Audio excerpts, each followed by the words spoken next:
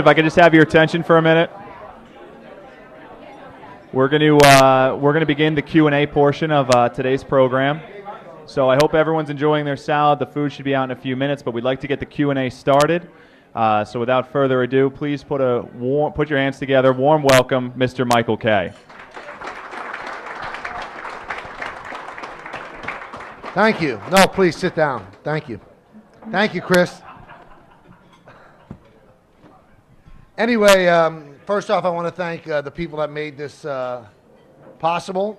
Visa, BMW Mount Kisco, Brooklyn Brewery, and Bobby Van Steakhouse. They've been supporters of ours for a long time, and we want to thank them because that means the world to us. So anybody from those 4 entities that are here, obviously from Bobby Van's they are, so we thank you and thank you for coming. Also want to introduce one of our 1050 talents. I hate that word. I'm sure he does as well. But you don't mind it? Anyway, on 1050 from 10 to noon, he does a great job. You can also see him on SNY from Monday through Friday as well. Brandon Tierney is with us.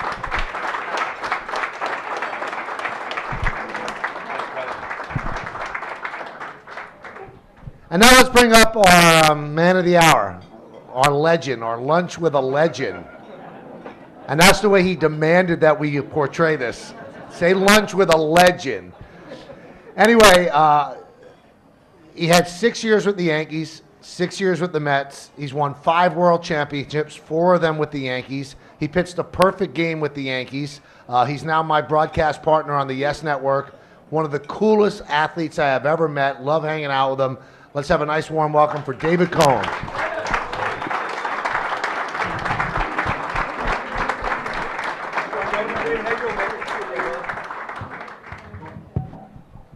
What's up, David? Hey, Michael. How you doing? I'm good.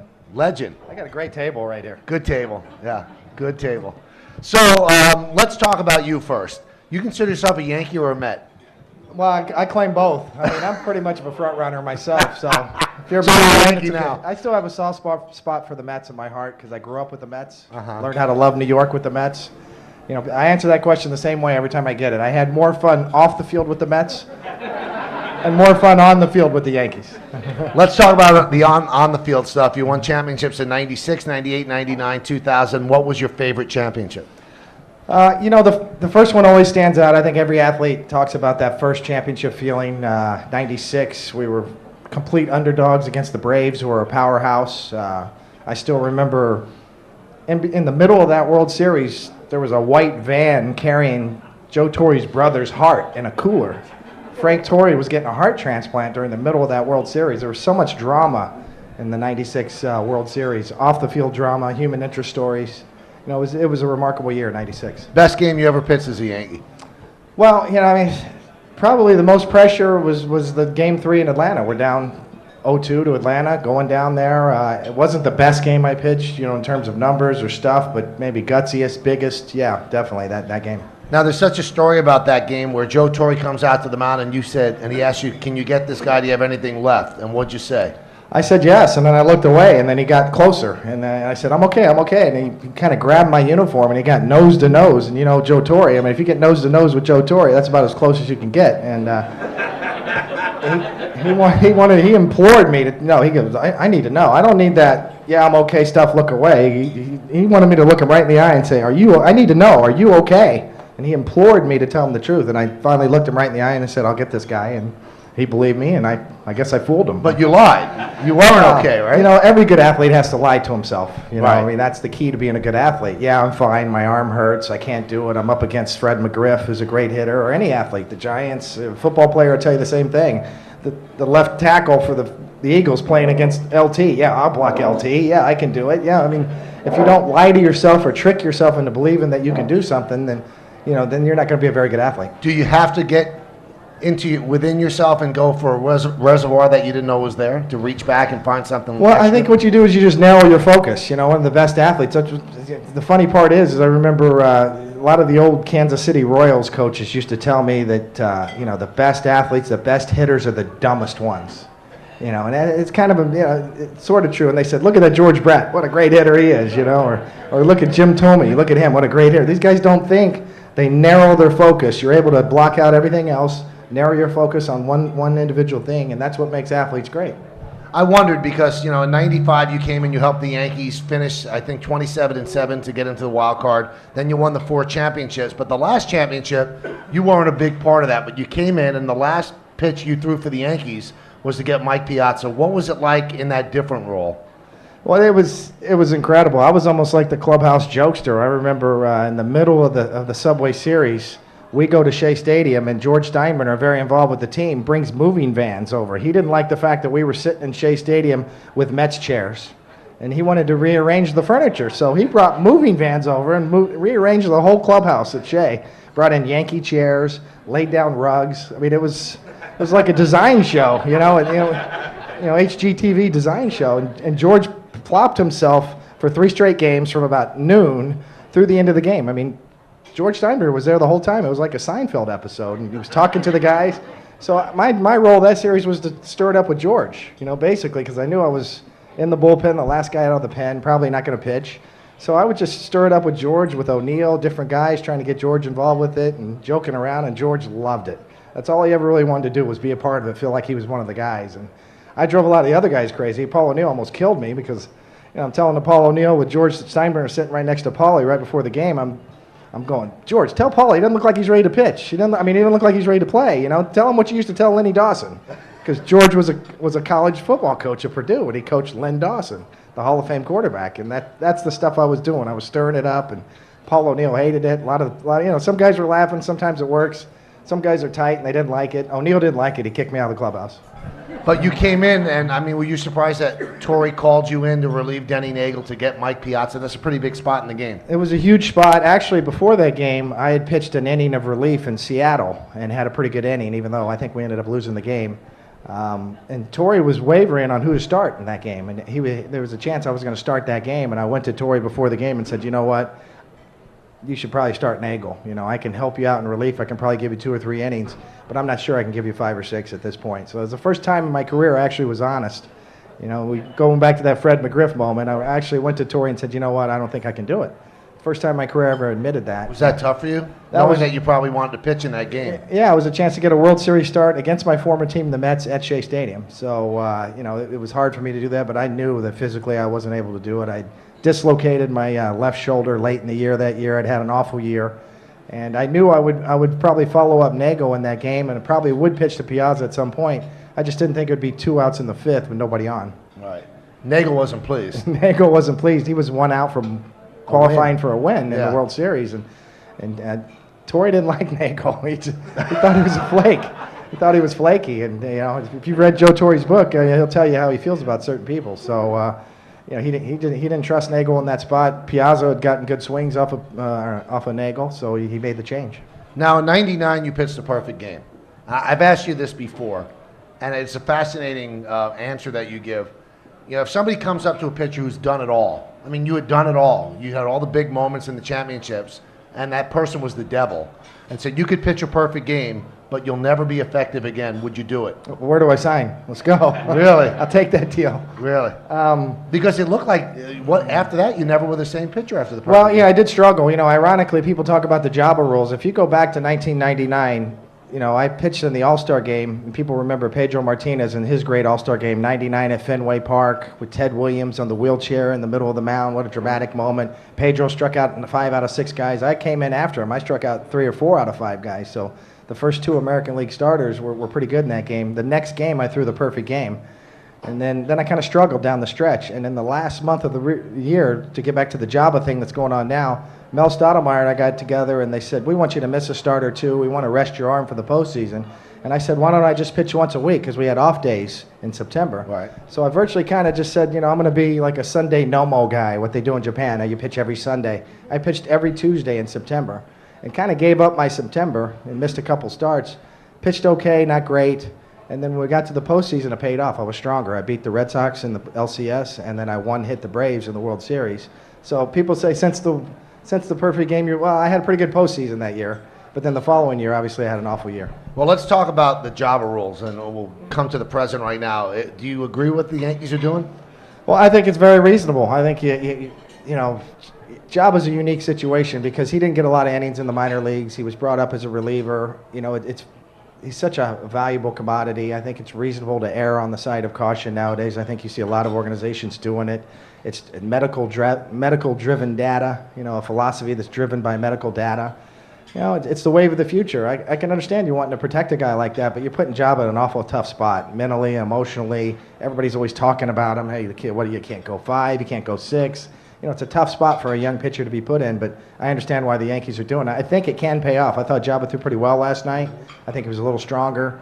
Hopefully he can get his velocity back up, but I don't think we've seen the same fastball from Jabba this year that we saw since he walked off the mound that day in Texas, and I did that game, and it was last July. It was about 110 degrees in Texas.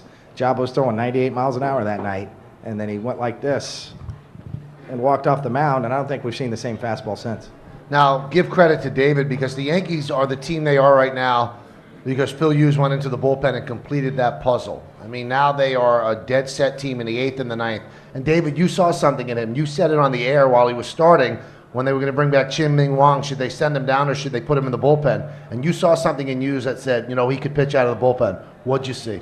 Well, a couple of different things. First of all, when Phil Hughes first came up, he loved his fastball. The way I can describe it, and if you're on the inside, if you're a pitcher, you understand this. Jabba Chamberlain loves his slider. Phil Hughes loves his fastball. Now, that's a sort of a mentality that you have as a pitcher. To me, that says a lot. And a guy who loves his fastball, you want in the later innings, 8th and 9th innings. A guy who loves his slider, a guy who loves to pitch, is probably more suited to be a starter. Now, you take that a step further. I talked to Dave Island, the pitching coach, who had Dave Island in the minor leagues, and he said, when Hughes was a starter in the minor leagues, it would be 6 o'clock for a 7 o'clock game, and he wouldn't even be dressed yet. He would, Dave Island had, let's go, you got to pitch today. He's that type of personality. To me, that says that's more suited for a guy sitting down there during the game all like this, and 8th inning comes up, boom, you're in the game. That personality, to me, it's kind of like Mariano Rivera. We used to joke with Mariano, is he breathing? Check his pulse, and that's Phil Hughes. That's more of his mentality or his demeanor. Jabba Chamberlain, just the opposite. Jabba Chamberlain runs hot. He's emotional, pitches with emotion, the fist pump. To me, that's more suited as a starter. That's a guy that can pour out all that emotion on one day a week or once every 5 days. Phil Hughes, the guy, if you saw him in the bullpen last night, he's like this in the 6th inning, got his hat like this. To me, that's a reliever. That's the guy you want in the bullpen just from a demeanor standpoint. Now, I understand the Yankees may put him in the rotation next year. That's fine. I understand it. But my opinion is Phil Hughes is better suited for the bullpen. Jabba's better suited for the rotation. Can this team win a championship? Oh, I think it can, absolutely. Without a doubt. I think offensively they're dynamic offense. They don't chase pitches better than anybody in the league. Nowadays you can track every pitch. For the last 8 years now they have technology, radar technology that tracks every pitch in the big leagues, every game. The movement, the location, the velocity. There's more data now than ever before. I wish we had this data when I pitched. I'd love to see some of those numbers. The Yankees chase less pitches than anybody in the major leagues. Their walks to strikeout ratio are better than anybody in the American leagues, and they hit more home runs and they hit for a high average. So you think about that from a pitching standpoint. You can't get them to chase bad pitches. They walk, they don't strike out, they hit home runs. Devastating combination, along with a lockdown bullpen. So yeah, absolutely, they've got a very good chance to go all the way. Is Derek Jeter as good as the numbers that he's putting up? I think he is. The thing about Derek Jeter, and once again with all the data-driven technology, one amazing stat I talked to you about, Derek Jeter has popped up to the infield one time all year long. You think about the style. I look at hitters, when I'm a pitcher, looking at how a batter approaches it. Is he more of a ground ball hitting guy, line drive ground balls? Is he a fly ball hitting guy? Derek Jeter, his whole career has done a good job of hitting the middle of the ball, and there's new data out now too. We've got a month's worth of data. It's called the hit fix. Now it's going to tell you exactly the angle of the bat and where you hit the ball with the bat now. There's that technology out. There's about a month's worth of data that'll tell you exactly the angle and why guys hit fly balls, why guys hit ground balls.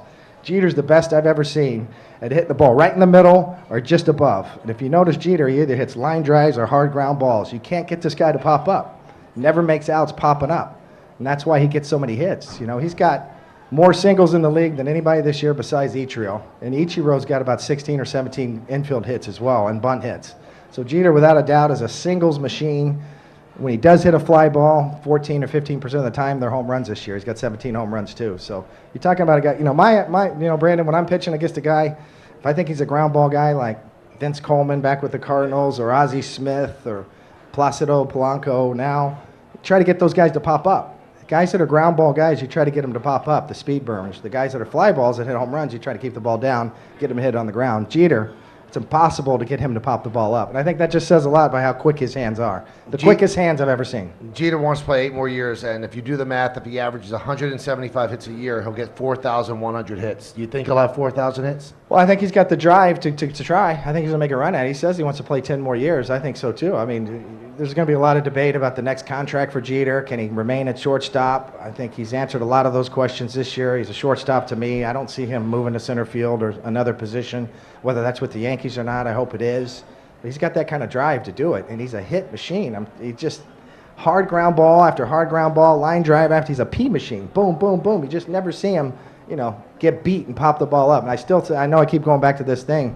I've never seen a guy that's waited so long, and everybody talks about that Jeterian swing, that inside-out swing he's got.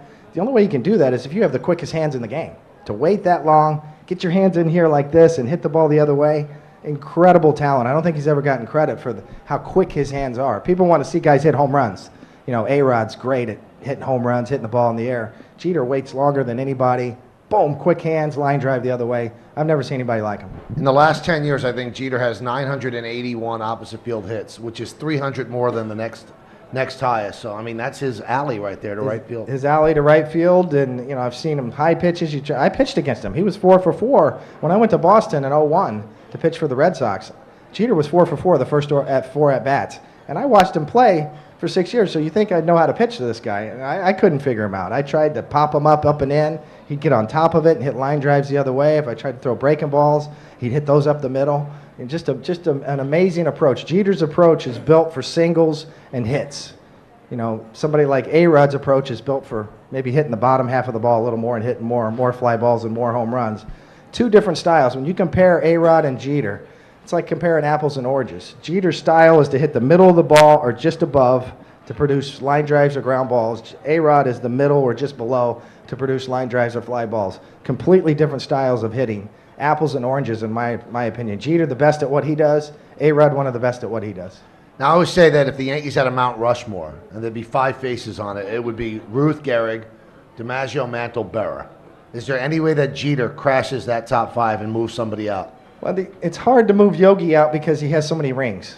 Yogi's got 10 or 11 rings, 10 rings. So that's hard to do. I mean, I don't think you'd want to do that. I think he belongs aside with him. I don't think you have to knock somebody out. I don't think there has to be 5.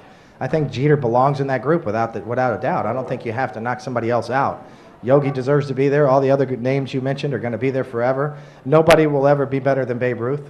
What he did, both pitching and hitting. When you look at his numbers, the house that Ruth built, he was so far ahead of the game, so far ahead of the curve. I don't think you could ever compare to him as the greatest of all time. But Jeter belongs in that category. Now, is most everybody done eating? Because I'm going to do something now that might make you sick. Can you show everybody your pinky? Tell everybody how that happened. I just love that story. You love that story. When I drag it on the telestrator. Whenever he writes on the telestrator, like the telestrator's like this, so he's doing it, and for some reason his pinky gets in the way, so it's got a line on it that it shouldn't be there. Yeah, it's awful. It's not good. The upper part, it's actually 2 separate injuries. I had a high school football injury that dislocated my pinky, and the bottom part got shattered trying to bunt. When I was with the Mets, my rookie year, I squared around to bunt, and Atlee Hammaker, pitcher for the Giants, drilled me in my hand and shattered my pinky. And when I went in for surgery, the doctor said, "Is this what it looked like before?" And I said, "Yeah, don't do anything to it. Don't mess with it." They were going to try to straighten it out and re-break it. And I told them, don't mess with it. Just fix the shattered part. Well, you thought it made your pitches move? I do. I think after that, after I had that, my next year with the Mets in '88, I went 20-3 in my first full year in the big leagues. Probably the best year I ever had. And my fastball started to move just a little bit. And a lot of it was because of that. I had a rudder on the end of my hand. And it did. It just made my hand naturally sit on the side of the ball. So whenever I throw the ball, it would just naturally got life that next year. It really did. 3-finger brown or whatever you want to call it. Yeah. But it's true. So you parents out there with kids, break their fingers. Wait till they're about 13, 14 years old, and they'll get a little movement on their. Now, have you ever thought about having surgery now to straighten it out, or is it good bar talk? It's great bar talk. Absolutely. Yeah, I wouldn't mess with it now. Anybody have any questions for David? Yes.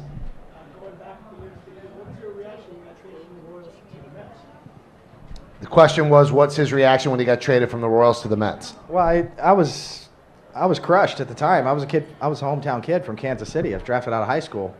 You know, when I was growing up in high school, it was the Mets and the Yankees. I grew up hating the Yankees. You know, really, I respected the Yankees, but I hated them. It was those 70s years where the Royals and the Yankees matched up 4 out of 5 years. Great playoff series. Willie Randolph getting roll blocked by Hal McGray at second base. George Brett sliding into third base, coming up swinging on Greg Nettles. I mean, we don't see playoff series like that anymore. You talk about rough and tumble and teams getting after it. Man, that was incredible. And I was in high school at the time, and I actually got a chance to be teammates with a lot of those guys on both sides. You know, it's pretty remarkable if you think about it. A kid from Kansas City that got a chance to grow up watching the Yankees and the Royals, then become teammates with guys like George Brett and Willie Randolph, and get to know a lot of the Yankees guys from Reggie on down to Bucky Dent and all, you know, Whitey, even the generations past. But what a remarkable story for me to be able to say this is what I watched growing up, and I got a chance to play with these guys. Remarkable. But to answer your question, I was devastated. I was a Kansas City kid. I thought I'd made the team out of spring training. The trade happened at the end of spring. When I got traded to the Mets, it was '87. I wasn't on that '86 Mets team. A lot of people think I was. I thought, there's no way I'm going to crack this team. It's the '86 championship Mets. They're going to send me back to AAA.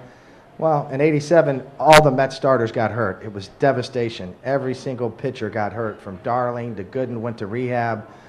Rick Aguilera, Ron Darling, Sid Fernandez, all went down that year. The whole Mets rotation was devastated. So I actually got a chance to pitch until I shattered my pinky too. I was part of the carnage that year with the Mets.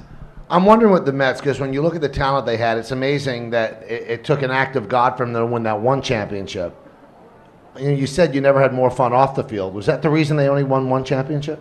Oh, that's part of it. We needed a wild card too back then. It was Right. a wild card kind of team. But yeah, I think we feel to a man that we underachieved. Certainly, I think we all feel like we made mistakes off the field, from Dwight to Doc to several guys on that team. I think we all look back and say, you know what? We were tough. We never compromised ourselves on the field. When we came to the ballpark, we were ready to play. When we went out after the games, there was 18 guys going, where are we going tonight? It was a close-knit group. You know, we're going to go take over this place. But if the Mets were the 1988 Mets were in this place right now, they'd be lined up along the bar. You'd see half the team right there, and they'd be hooting and hollering and taking over the place. So, some ways that's good, some ways that's bad. It was a close-knit team. Did we make mistakes off the field? Absolutely. Did it hurt us in our championship run? Probably so. Now, you said that you had the most success and the most fun on the field with the Yankees. Were they just, very, very corporate? They wear pinstripe suits on the field. Did they act like that off the field? No, we just knew how to hide better. We were more professional in how we went about it. But no, I think it was a really professional team. It wasn't as close-knit a team as the Mets were, really, honestly. And because the Mets would grab guys. If you got called up to the Mets, you're coming with us tonight. You have no choice. We're going to dinner at this place. If we're on the road in Seattle or another town, we'd go to Bobby Van's in Seattle. There'd be 20 guys there. So we never saw that with the Yankees. It was a close-knit team, but not like the Mets were. One of the nicest things that David has ever said to me, we talk a lot between commercials. He goes, you know what? You're so sick you could actually have played on the Mets. It'd been perfect. Perfect personality. Tell me about when, you said you were crushed when the Royals traded you to the Mets, but they made up for it, and Ewing Kauffman got you in a room when you became a free agent and made you an offer that was impossible to refuse, right? Well, he did. It took me about 2 minutes to pick my jaw up off the floor. But Ewing Kauffman was a self-made billionaire. He started out as a salesman for a pharmaceutical company and worked his way up to the top. And was a great, great owner for the Royals. They miss him dearly in Kansas City. The franchise will never be the same because, he was one of the best. But he was dying of bone cancer. And he got me in a room in Louisville, Kentucky, and they had a bed in the middle of the room because he was in the bed. He was pretty much bedridden at that point. He got up out of his bed, looked me in the eye and shook my hand and said, you were the worst trade we ever made. I want to make it right. I want to bring you back home to Kansas City where you belong. He made an offer to me. He said, I'm going to give you $9 million up front out of my own account. He broke out a checkbook and showed it to me. He said, I'll write it right now if you want for $9 million. And then the rest of the deal was structured in a way that was very beneficial to me because there was probably going to be a strike coming in '94. So the structure was incredible. He said, here's my checkbook. You want $9 million up front? And I said, can you give me a minute? I walked out of the room, picked my jaw up off the floor, walked back in and shook his head and said, thank you, I'll come home. Now, do you go into like a bank with the check for $9 million? Or do you trust the ATM machine, slip it through? I mean, what do you exactly do with that? Well, I didn't know. That's the first question I asked her. And luckily I had decent financial advisors who said, no, it's a wire transfer. You know, we've got an account where you can dump it in until you can get it invested up at some point. But yeah, I thought the same thing you did, is what do I do with this? Right. But it didn't work that way. Now, you grew up, your dad was a hardworking man in Kansas City, and you weren't poor, but you certainly weren't rich. I mean, how does that change your life? I mean, can you even believe it's happening? Oh, it changes everything. I mean, I was able to go to my father and say, you don't have to work in the graveyard shift at the meat plant anymore. You could retire right now. My dad had rheumatoid arthritis, and he'd get up. I still remember my childhood. He would get up at 2 or 3 in the morning, and he was sort of a master mechanic, and he had to make sure all the machinery was working at a meat plant before the 6 o'clock shift came on.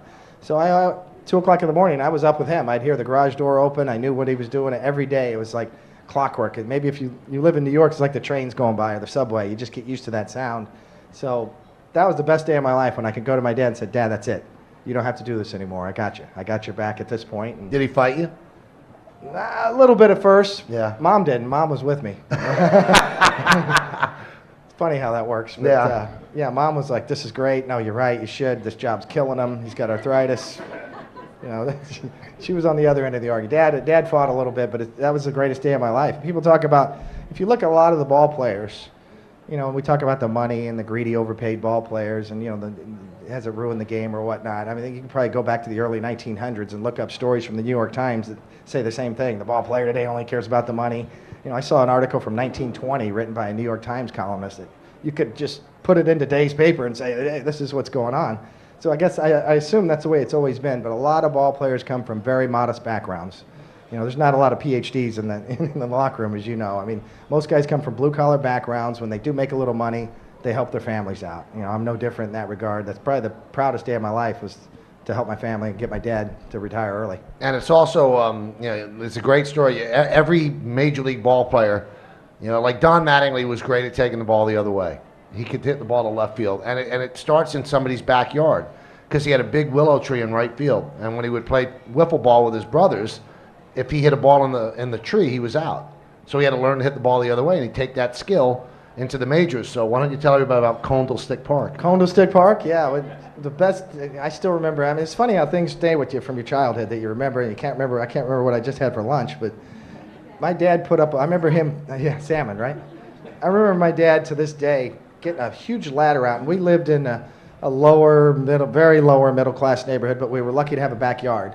And my dad got the ladder out, and it was an old 3-story house. It kind of looked like the Munsters house. I think my mom and dad bought it for $12,000 back whenever. And my dad got a huge ladder out and climbed up that ladder and put a floodlight on the back of the house so we could play night wiffle ball games.